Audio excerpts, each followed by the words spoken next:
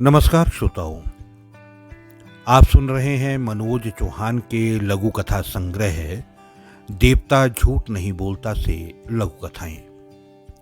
आज प्रस्तुत है दो लघु कथाएं, भीतर का डर और मातृत्व। पहले सुनिएगा लघु कथा भीतर का डर। कस्बे के चौक से नजदीक वाले मेडिकल स्टोर के अंदर बैठे 3-4 लोग सामाजिक कुरीतियों पर चर्चा कर रहे थे। पारदर्शी शीशे के दरवाजे के बाहर से मकरूदास की नजर उन पर पड़ी। इतिहास की गलत व्याख्या कर युवाओं को प्रतभ्रष्ट करने की मुहिम में सक्रिय वो व्यक्ति उन्हें देखकर छटपटा उठा था। आशंकित मन से वो वहां से चल रही बातचीत को जानने की जिज्ञासा से अंदर आ गया। एक व्यक्ति ने औपचारिकतावश से कुशल क्षेम पूछकर बैठने के लिए कहा, मगर उसने सुनकर भी अनसुना कर दिया। शायद वो सोच बैठा था कि उसकी तथाकथित भ्रष्ट मुहिम के बारे में उससे पूछा जाएगा या फिर उस द्वारा किए जा रहे सम्मेलनों और आडंबरों की चर्चा होगी। वो प्रश्न सूचक नजरों से उनसे कुछ बातें करता रहा। उसकी धूर्तता और चालाकी का अक्स उसके चेहरे पर साफ झलकने लगा था। अन्य लोगों ने उसकी इस मानसिकता को भांप लिया था। वो पहले की भांति सामाजिक कुरीतियों और उनके उन्मूलन पर चर्चा करने लगा। मकरू को अब वहां अपनी दाल गलती नहीं दिख रही थी।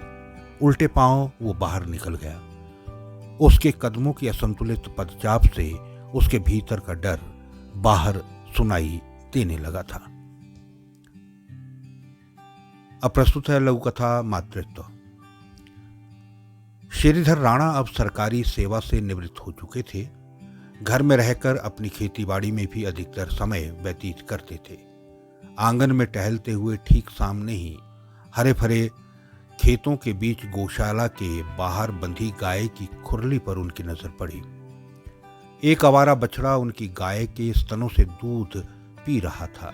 ये देख उन्होंने झट से उस बछड़े को खदेड़ दिया और गाय को घास डालकर और पानी पिलाकर वापस घर की ओर लौट आए। घर के अन्य कामों में लगे थे। श्रीधर जी को काफी समय हो गया था तो उन्होंने गौशाला पर दोबारा से नजर दौड़ाई। वहां का दृश्य पूर्ववत था। आवारा बछड़ा फिर से गाय के पास पहुंच चुका था। श्रीधर जी को याद आया कि 3-4 महीने पहले जब इस गाय का बछड़ा मर गया था तो कई दिनों तक रंभाती रही थी। ठीक से घास ना खाने की वजह से वो बहुत दुबली सी हो गई थी। अब उन्होंने उस बछड़े को नहीं खदेड़ा बल्कि उसे यूं ही तटस्थ बने देखते रहे। अपनी ममता का अमृत वो उसे पिलाई जा रही थी, मानो वही उसका खोया हुआ जिगर का टुकड़ा हो। तो श्रोता, ये आज आपने 2 लघु कथाएं सुनी मनोज चौहान के लघु कथा संग्रह देवता झूठ नहीं बोलता से, भीतर का डर और मातृत्व। आपको ये लघु कथाएं कैसी लगी है कमेंट बॉक्स में